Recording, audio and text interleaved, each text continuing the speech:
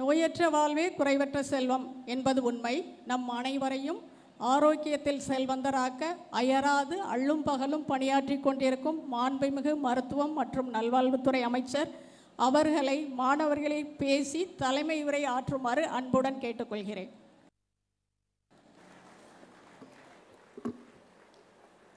அரசு ஸ்டான்லி மருத்துவக் கல்லூரி மருத்துவமனையில் மருத்துவ பட்டப்படிப்பு நிறைவு விழாவுக்கு வருகை தந்திருப்பவர்களை வரவேற்று சிறப்பித்து வீட்டிருக்கின்ற இந்த கல்லூரியின் முதல்வர் பெருமதிப்பிற்குரிய மருத்துவர் பாலாஜி அவர்களே,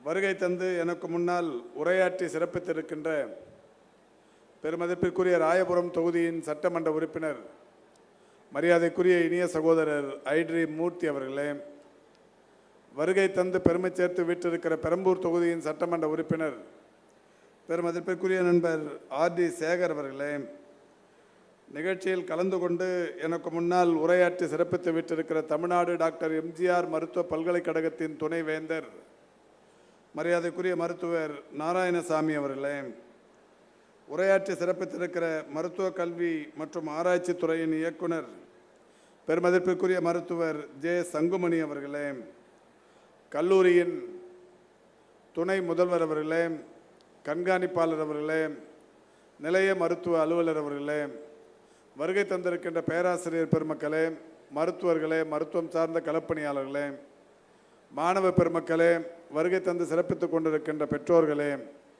பத்திரிகை மற்றும் ஊடகவியலாளர்களே, உங்கள் அத்துணை பேருக்கும் முதலில் என்னுடைய நன்றியையும் வணக்கத்தையும் தெரிவித்துக் கொள்கின்றேன்.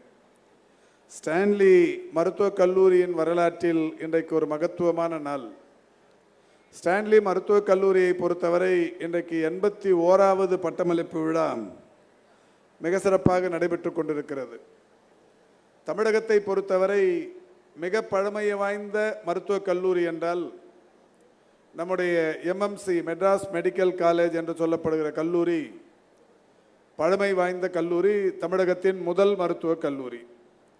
அதற்கு அடுத்தாற்போல் பழமை வாய்ந்த இரண்டாவது பழமை வாய்ந்த மருத்துவக் கல்லூரி என்றால் அது ஸ்டான்லி மருத்துவக் கல்லூரி என்பது மகிழ்ச்சிக்குரிய ஒன்று.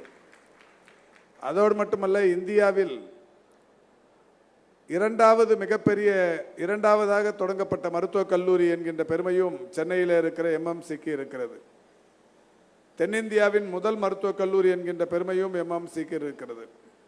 தொடர்ந்து அந்த கல்லூரியை பின்பற்றி இந்த ஸ்டான்லி மருத்துவக் கல்லூரி என்பது 81வது பட்டமளிப்பு விழாவை இன்றைக்கு கண்டிருக்கிறது.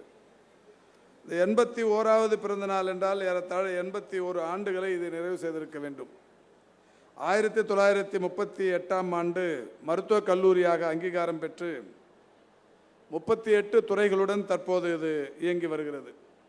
இது மருத்துவக் கல்லூரியாக தொடங்கப்படுவதற்கு 4 ஆண்டுகளுக்கு முன்னாலேயே 1934ஆம் ஆண்டு இது ஒரு ஸ்டான்லி மருத்துவ பள்ளியாக இருந்திருக்கிறது. எனவே ஒரு பழமை வாய்ந்த வரலாற்று பின்னணியை கொண்ட மருத்துவக் கல்லூரி ஸ்டான்லி மருத்துவக் கல்லூரி. இந்த கல்லூரியின் சிறப்பு அம்சங்கள் குறித்து நம்முடைய மருத்துவர் பாலாஜி அவர்கள் மிக சிறப்பாக எடுத்து சொன்னார். 1948ஆம் ஆண்டு பிறவியிலேயே ஏற்படுகிற இருதய நோயினால் பாதிக்கப்பட்ட குழந்தைகளுக்கு முதன்முறையாக அறுவை சிகிச்சை செய்யப்பட்ட ஒரு கல்லூரி என்றால், கல்லூரி மருத்துவமனை என்றால் அது ஸ்டான்லி என்பது மகிழ்ச்சிக்குரிய ஒன்று. அதேபோல் 1971ஆம் ஆண்டு கைமாற்று அறுவை சிகிச்சை வெற்றிகரமாக செய்து இன்றைக்கு ஒட்டுறுப்பு அறுவை சிகிச்சையில், பிளாஸ்டிக் சர்ஜரி என்று சொல்லப்படுகிற ஒட்டுறுப்பு அறுவை சிகிச்சையில் இந்தியாவின் மிக சிறந்த மருத்துவக் கல்லூரி மருத்துவமனையாக இருந்து கொண்டிருப்பது நம்முடைய ஸ்டான்லி என்பது எல்லோருக்கும் மகிழ்ச்சி அளிக்கக்கூடிய ஒன்று. அதேபோல் தான் 1995ஆம் ஆண்டு இந்தியாவிலேயே முதன்முறையாக கல்லீரல் மாற்று அறுவை சிகிச்சை செய்யப்பட்டது என்பதும் இந்த மருத்துவ வளாகத்தில் தான் என்பது மகிழ்ச்சியான ஒன்று. அதேபோல் 2004ஆம் ஆண்டு உணவு குழாயில் ஏற்படுகிற கோளாறுகளை கண்டறிகிற கருவி, நுண்வழி அறுவை சிகிச்சை, லேப்ரோஸ்கோபி என்று சொல்லப்படுகிற நுண்வழி அறுவை சிகிச்சை போன்ற பல்வேறு அதிநவீன மருத்துவ சிகிச்சைகள் அளிக்க தொடங்கியதும் இந்த ஸ்டான்லி மருத்துவக் கல்லூரியில் தான். அப்படிப்பட்ட மருத்துவக் கல்லூரியில் இன்றைக்கு 245 மாணவர்கள் பட்டம் பெறவிருக்கிறீர்கள் என்பது ஒரு மிகப்பெரிய அளவிலான மகிழ்ச்சிக்குரிய செய்தி. இந்த பட்டமளிப்பு விழாக்களை பொறுத்தவரை நம்முடைய கல்லூரியின் முதல்வர் அவர்கள் எடுத்து சொன்னதைப் போல பல்வேறு வகைகளிலான பணிகள் இந்த துறை சார்ந்து எங்களுக்கு இருந்தாலும் இந்த பட்டமளிப்பு விழாக்களில் தவறாமல் கலந்து கொள்வதை வாடிக்கையாகவே கொண்டிருக்கிறேன். கடந்த 3 ஆண்டுகளாக ஒவ்வொரு ஆண்டும் ஒயிட் கோட் செரமனியாக இருந்தாலும் பட்டமளிப்பு விழாவாக இருந்தாலும் மாணவர்களிடையே நடைபெறுகிற நிகழ்ச்சிகளில் முழுமையாக பங்கேற்கிற அந்த ஒரு சூழலை தொடர்ந்து பெற்று வருகிறேன். கடந்த 2 நாட்களுக்கு முன்னால் கூட கோவையில் நடைபெற்ற கோவை அரசு மருத்துவக் கல்லூரி பட்டமளிப்பு விழா, கோவையிலே இருக்கிற இஎஸ்ஐ மருத்துவக் கல்லூரி பட்டமளிப்பு விழா போன்று 2 பட்டமளிப்பு விழாக்களையும் ஒரு சேர நடத்தி அதில் கலந்து கொண்டேன். இன்றைக்கு ஸ்டான்லியில் நடைபெற்று கொண்டிருக்கிற இந்த நிகழ்ச்சியில் கலந்து கொள்கிற வாய்ப்பு கிடைத்திருக்கிறது. நாளை திருவண்ணாமலையில் நடைபெறவிருக்கிற மருத்துவக் கல்லூரியில் பட்டமளிப்பு விழாவில் கலந்து கொள்ளவிருக்கிறேன். இவ்வளவு வேகமாக நான் இந்த பட்டமளிப்பு விழாக்களுக்கு தேதி கொடுத்து சென்று கொண்டிருப்பதற்கான காரணம், இன்றைக்கு மருத்துவக் கல்லூரி மாணவர்களை பொறுத்தவரை ஒரு அற்புதமான வாய்ப்பு அரசின் சார்பில் வந்திருக்கிறது. உங்களுக்கு தெரியும், தமிழக அரசு மருத்துவர்கள் நியமனமாக இருந்தாலும் மருத்துவத்துறை சம்பந்தப்பட்ட களப்பணியாளர்கள் எந்த நியமனமாக இருந்தாலும், செவிலியர்களாக இருந்தாலும், தொழில்நுட்ப பணியாளர்களாக இருந்தாலும், மருந்தாளுநர்களாக இருந்தாலும், கிராம சுகாதார செவிலியர்களாக இருந்தாலும், சுகாதார ஆய்வாளர்களாக இருந்தாலும் எந்த பணியிடத்தையும் மிக முறையாக வெளிப்படை தன்மையோடு எம்ஆர்பி என்று சொல்லக்கூடிய மெடிக்கல் சர்வீசஸ் ரெக்யர்மெண்ட் போர்டு என்கின்ற அமைப்பின் மூலம் பணியாணைகளை தருகிற அந்த பணியினை தொடர்ந்து செய்து வருகிறோம். அது மட்டுமல்லாது, இந்தியாவின் வரலாற்றில் வேறு எந்த துறையிலும் செய்யாத ஒரு நிகழ்வாக பணியாணைகள் தருகிற அன்றைக்கே கலந்தாய்வும் நடத்தி அவரவர்கள் விரும்புகிற இடங்களுக்கு பணியாணைகளை தந்து கொண்டிருக்கிறோம். அந்த வகையில்தான் ஏற்கனவே கடந்த 3 மாதங்களுக்கு முன்னால் 1021 மருத்துவர்களுக்கு பணியாணை தரப்பட்டது. 977 செவிலியர்களுக்கு பணியாணைகள் தரப்பட்டது. இன்னமும் 10 நாட்களில் 984 மருந்தாளுநர்களுக்கு பணியாணைகள் தரப்படவிருக்கிறது. இப்படி புதிதாக வேலை வாய்ப்புகளை பொறுத்தவரை அரசின் வேலை வாய்ப்புகள் காலி இருக்கிற இடங்களை எல்லாம் மாண்புமிகு தமிழ்நாட்டின் முதலமைச்சருடைய வழிகாட்டுதலோடு உடனடியாக நிரப்புவதற்கு ஒரு வெளிப்படை தன்மையோடு மிக வேகமாக அப்பணிகள் நடைபெற்று கொண்டிருக்கிறது. இதில் ஏராளமான வழக்குகள் உயர்நீதிமன்றத்தில் பல்வேறு தரப்பினர் பல்வேறு காரணங்களுக்காக போட்டிருந்தாலும் அந்த வழக்குகளுக்கெல்லாம் தீர்வு காணப்பட்டு இப்பொழுது அந்த பணிகள் வேகமாக நடைபெற்று கொண்டிருக்கிறது. இப்பொழுதும் கூட மருத்துவர்கள் நியமனம் குறித்த ஒரு அறிவிப்பு விளம்பரமாக வந்திருக்கிறது.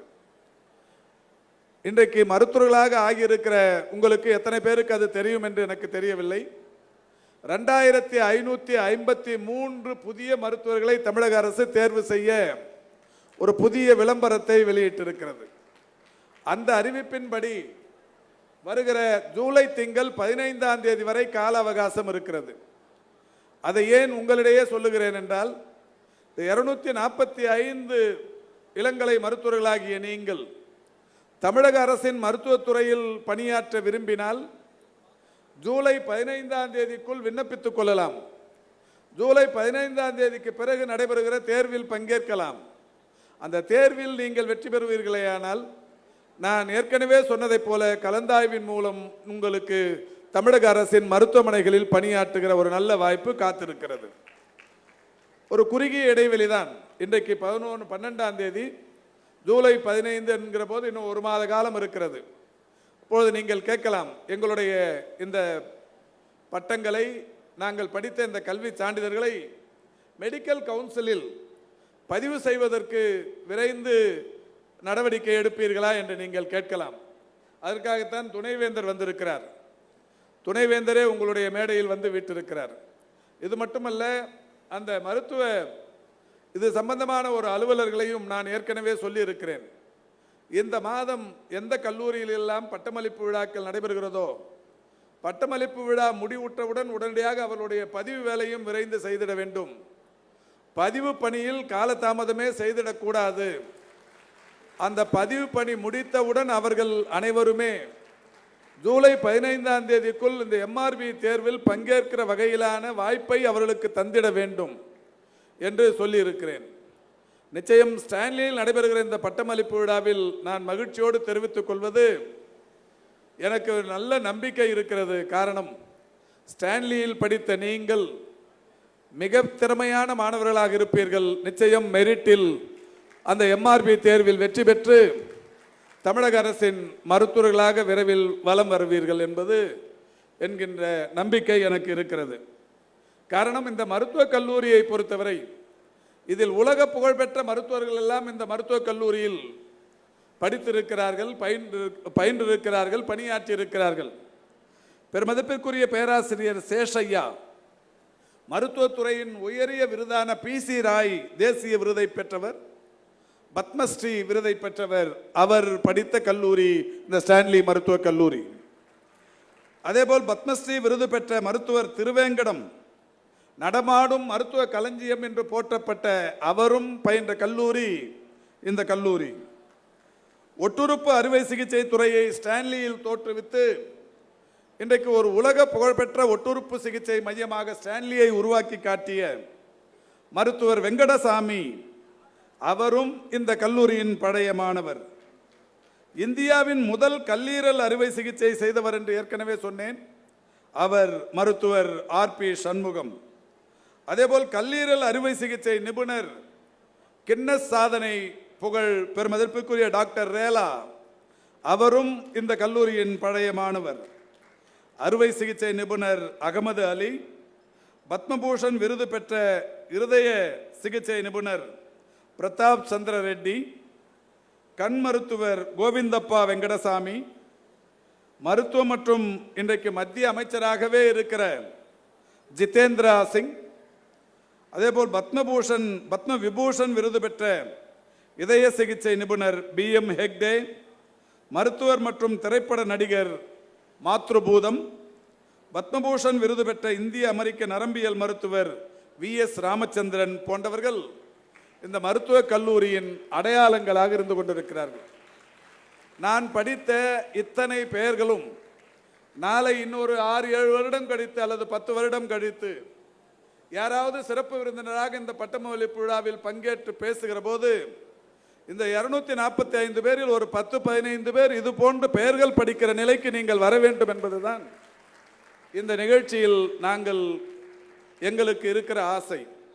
நிச்சயம் அது கிடைக்கும் என்கின்ற நம்பிக்கையும் எனக்கு இருக்கிறது. காரணம், மிக சிறந்த மருத்துவமனை, மிக சிறந்த மருத்துவக் கல்லூரி, இந்தியாவில் வேறு எந்த மருத்துவமனையிலும் இல்லாத அளவுக்கான பல்வேறு வசதிகள். நானும் கூட இந்த நிகழ்ச்சி 10 மணிக்கு என்று கல்லூரி முதல்வர் அழைத்தார். சரியாக 10 மணிக்கு நம்முடைய துணைவேந்தரும் வந்துவிட்டார், DMEயும் வந்துவிட்டார், 2 சட்டமன்ற உறுப்பினர்களும் வந்துவிட்டார்கள், நானும் கூட வந்துவிட்டேன். ஆனால் இங்கே வரும்போது 10:45 ஆகிவிட்டது.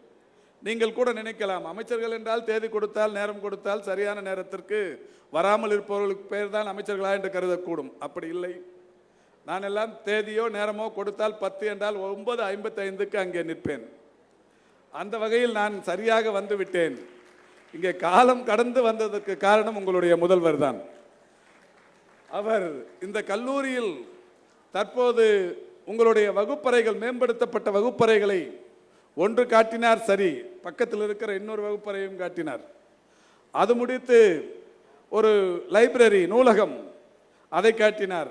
லைப்ரரி அதை காட்டினார். படிக்கும் இடம், ரீடிங் ரூம், அதை காட்டினார்.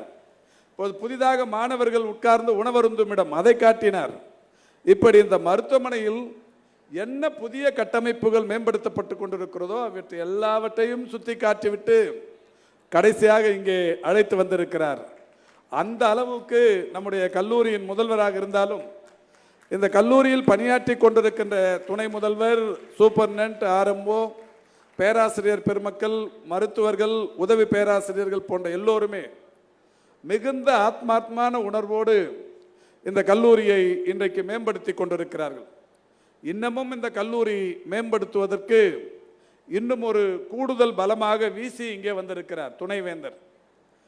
துணைவேந்தர் எம்ஜிஆர் யூனிவர்சிட்டியின் துணைவேந்தர் இங்கே வந்திருப்பதற்கான காரணமே, அவர் வரும்போது என்னிடத்தில் சொன்னார், நான் எம்எம்சியில் படித்தாலும் இங்கே லைப்ரரியில் படிப்பதற்கு ஸ்டான்லிக்குத்தான் வருவேன், அந்த அளவுக்கு லைப்ரரியில் ஏராளமான புத்தகங்கள் இருக்கிறது, நல்ல தகவல்கள் இருக்கிறது என்று சொன்னார்.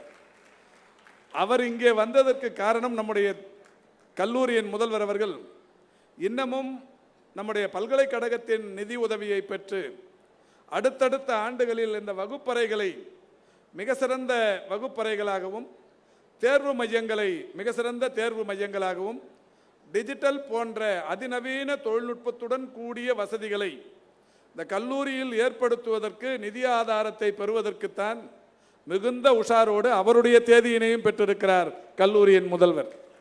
எனவே நிச்சயம் இந்த நிதிநிலை அறிக்கைக்கு பிறகு இந்த 20ஆம் தேதி நிதிநிலை மானிய கோரிக்கைகள் நடக்கும்.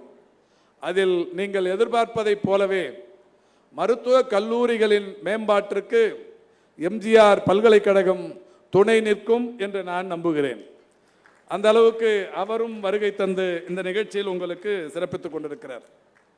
இந்த ஸ்டான்லியன் ஸ்பிரிட் எத்தனை மாணவர்களுக்கு எல்லோருக்குமே உங்களுக்கு தெரிந்திருக்கும்.